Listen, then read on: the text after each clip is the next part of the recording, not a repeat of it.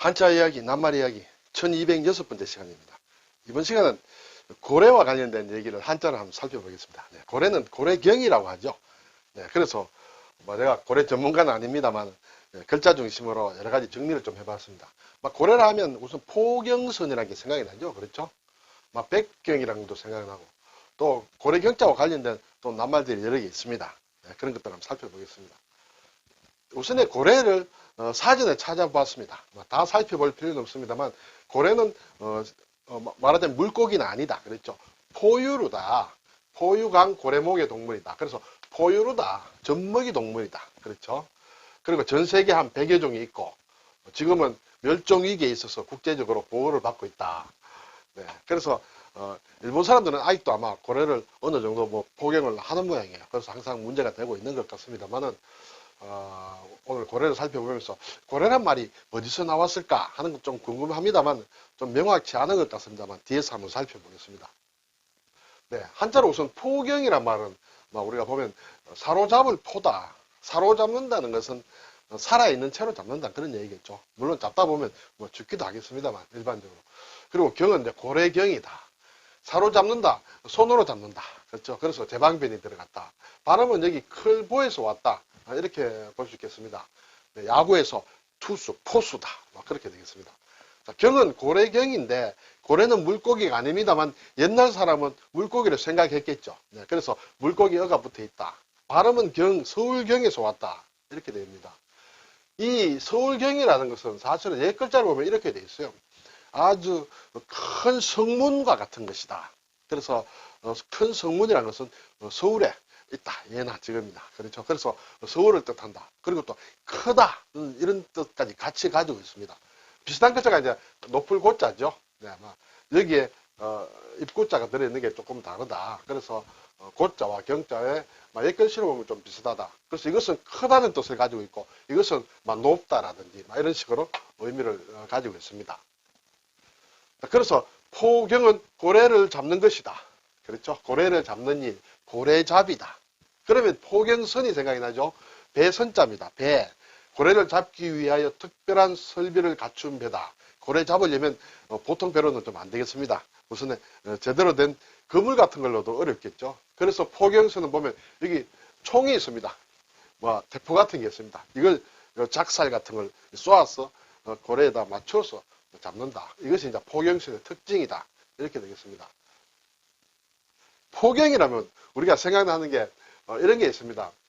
포경수술이라는 게 생각이 나죠. 그래서 이렇게 글자는 다르다 물론. 그렇지만은 흔히 보면 포경수술을 흔히 속된 말로 할까요? 고래 잡는다. 고래를 잡는다. 이런 얘기들을 하죠.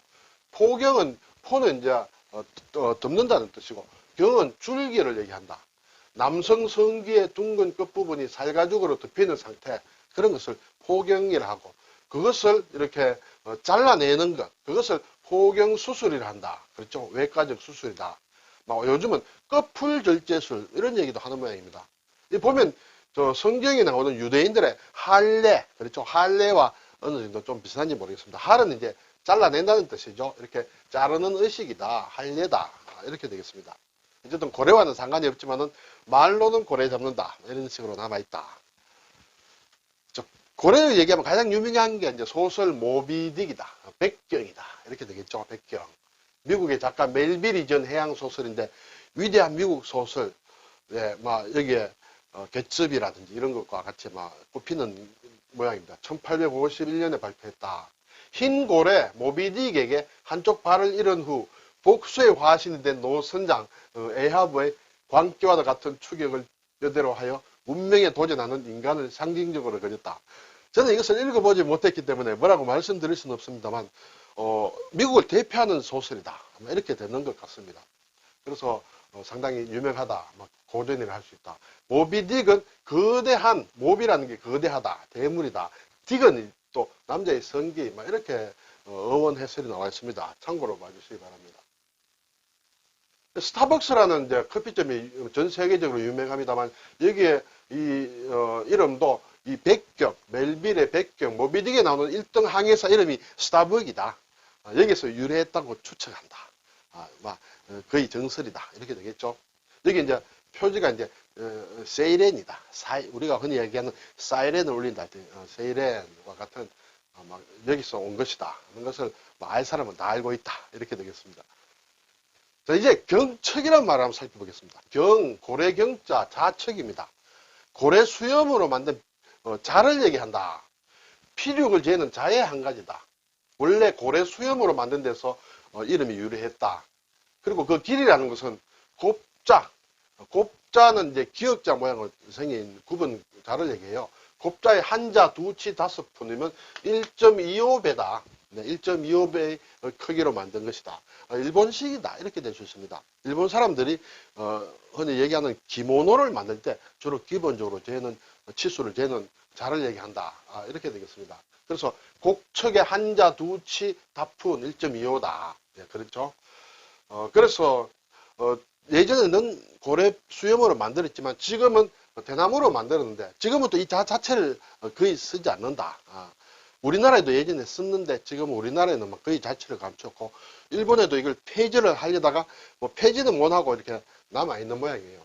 그럼 왜 1.5배냐? 일반적인 전통적인 한자, 예를 들어 30cm다. 그러면 거기에 1.25배는 한 38cm쯤 되는데 어느 자료를 보니까 이렇게 시장에 이제 옷감을 사러 갔다. 그래서 자를 재지 않겠습니까? 한자, 두자, 세자. 근데 그렇게 재지 않고 덤으로 더 준다. 1.25 한자, 두치 다푸는 더 주기 위해서 자를 크게 만들었다. 뭐 그런 얘기가 있다는 걸 말씀을 드립니다. 이것이 이제 경척이다. 제가 자료를 이 실물을 보려고 굉장히 이렇게 인터넷을 많이 찾았는데 못 찾았는데 일본 인터넷에서 겨우 찾았습니다. 이것을 보면 아주 상당히 시커멓게 보이는데 이것이 고래 수염을 가지고 만들었다 이렇게 되어 있습니다. 수염이라는 게 이렇게 가늘고 긴 것인데 어떤 방식으로 만드는지는 모르겠습니다만 지금 얼핏 보면 뭐 대나무 자와 비슷하게 보입니다만 실제로는 이게 고래 수염으로 만든 자다. 이 실물이 잘 남아있지 않다 이렇게 되겠습니다. 지금은 물론 이 자를 거의 대나무로 만든다 이렇게 되겠죠. 이게 이제 앞에서 곡척의 1.25배라고 얘기했는데 곡척이라는 게 굽을 곡자다. 이런 자 우리가 가끔 볼 수 있습니다. 이것이 이제 굽어 있는 자다. 이것이 이제 기본 일반적인 자다. 곱자라고도 한다. 순우리말로는 그렇죠. 기역자 모양의 자다. 경척은 곡척보다 1.25배의 길이를 사이즈를 가지는 그런 자다. 이렇게 될 수 있습니다.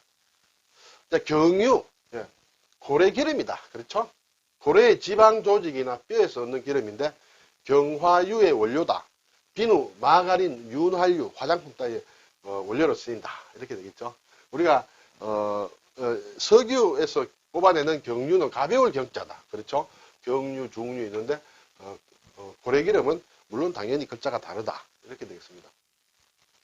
고래 사움에 새우 등 터진다. 고래 사움에 새우가 죽는다는 경전하사. 이것은 이제 속담을 옮긴 건데 우리 속담을 옮긴 건지 한자 말을 우리말로 옮긴 건지는 아직 제가 사실 자세히 조사를 못했습니다만 경전 고래 싸울 전자입니다. 그렇죠?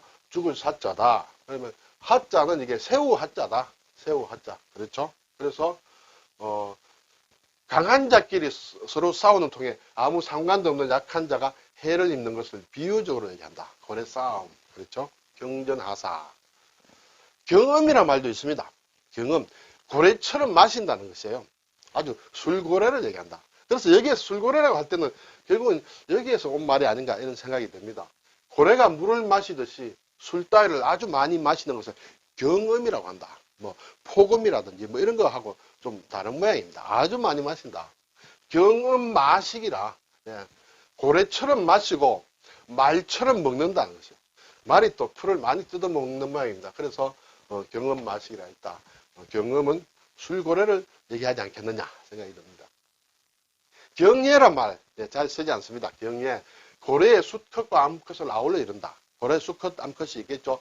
앞에 있는 것이 수컷이고 경이 수컷이고 얘가 암컷이다. 합쳐서 경예라고 한다. 이런 것도 있죠. 무지개, 홍예. 그렇죠. 무지개도 암무지개가 있고 수무지개가 있다. 수무지개는 홍이라고 하고 암무지개는 예라고 한다. 여기도 뒤에도 예자입니다. 그렇죠. 예자인데 부수자가 다르다. 자, 앞에서 이제 고래의 어원이 뭔가라고 잠깐 말씀을 드렸는데 좀 쉽지 않은 것 같아요. 어떻게 보면 골짜기에서 골고기입니다. 그렇죠? 골짜기에서 물을 뿜는 입구다. 이것이 고래가 됐다라고 얘기를 하는데 선뜻 납득은 되지 않습니다. 또 다른 하나는 있는데 이것은 순전히 신화에서 온 것이라서 더 믿기 힘든 소리다. 네, 용왕의 셋째 아들이다. 또는 용의 아들이 다 9이 있는데 셋째 아들이다. 용왕인지 용인지 모르겠습니다만 기록에 따라서 좀 다릅니다만 일단 용의 셋째 아들이 포레가 있다. 포레가 용의 셋째 아들인데 이것은 바닷가에 사는데 바다에 있는 큰 생물을 보면 굉장히 무서워한다. 그래서 큰 소리를 운다는 것이죠. 고래만 만나면 고래가 가장 크니까 고래만 만나면 운다. 그게 포레다. 그래서 고래가 이렇게 가까이 가서 두드립니다. 내가 왔어 하고 두드리면 포레가 놀라서 이렇게 우는데 여기에 두드릴 고자와 포레의 레자가 합쳐서 고래가 되어서 고래가 되었다라고 이렇게 얘기를 하고 뭐 어떤 민간의 응원설이다. 이게 용의 아들이 있다는 것도 어떻게 보면 중국의 신화인데 거기서 와서 좀 갖다 붙였지 않느냐는 일단 그런 생각은 듭니다만 이런 얘기가 있다는 것. 그리고 또 재미있는 것이 이제 절에 가면 종이 있습니다. 그렇죠? 종이 있다. 여기 보면 이제 거는 곳이에요. 이렇게 종을 걸어매는 곳인데 여기 보면 이제 용의 모양이 있다. 이것이 포레라는 것이요. 포레. 이제 흔히 이것을 전문적으로는 용두라고 하죠. 그렇죠. 종의 머리에 용처럼 생긴 것이다. 이것이 포레다. 왜 포레가 여기에 있느냐? 종을 울리면 이렇게 종을 이렇게 치민다는 것이 이제 고래가 다가왔다. 그러면 종소리가 큰 것이 좋겠죠. 포레가 운다. 포레가 울기 때문에 이것을 포레다. 그래서 좀 연결이 된다. 이렇게 될까요? 네. 재미있다. 이런 것이에요. 이제 우리가 손목시계에 보면 여기에 태엽 있습니다. 크라운이라고도 하죠. 이것도 이제 앞에 종에서 나온 값 좀 비슷하게 만들어서 용두다. 네, 용두. 그렇죠?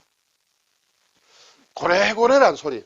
앞에서 용의 셋째 아들 포레와 관련되었으면 조금 이해가 됩니다만 어쨌든 고래고래는 몹시 화가 나서 남을 꾸짖거나 욕할 때 목소리를 한껏 높여 시끄럽게 외치거나 지르는 모양이다. 고래고래 소리를 지른다. 포레가 우는지 모르겠습니다. 이제 고래등이라는 것도 있죠. 기와집이 등실하게 크고 우람한 것도 이제 고래등 같은 집이다. 이렇게 얘기를 합니다. 고래로 유명한 것은 우리나라에서 이제 물론 울산에 있는 장생포다. 장생포. 이름 좋습니다. 장생. 네. 어원이 있습니다만은 오늘은 소개는 하지 않겠습니다. 울산에 있는 포구다. 한때 연안 항로의 기항지 및 고래잡이 근거지로 유명하다. 제가 태어나서 자란 곳도 장생포에서 얼마 멀지 않은 북쪽에 있었기 때문에 저도 어릴 때부터 고래고기를 좀 맛을 보고 자랐습니다. 그래서 고래고기에 별 거부감은 없다. 뭐 이렇게 되겠습니다. 장생포 가면 이제 고래박물관이 있다. 경남 거제에 가면 장성포라는 게 있습니다. 이 두 개가 좀 헷갈릴 수도 있겠다. 이런 생각이 들었습니다. 그리고 이제 울산은 특히 고래와 관련되는 것이 결국 울주대공리에 반구대, 그렇죠? 암가가 있다. 반구대, 여기에 글자를 이렇게 쓴다. 거북기자를 쓴다. 그렇죠? 반구대 암각화가 있는데 여기에 고래 그림이 많이 들어있다. 울산 지역은 아주 선사시대 때부터 이렇게 고래와 관련된 그런 곳이다. 아마 이런 것을 한번 살펴볼 수 있었습니다. 오늘 고래와 관련된 그런 스토리와 글자를 몇 개 낱말을 살펴봤습니다.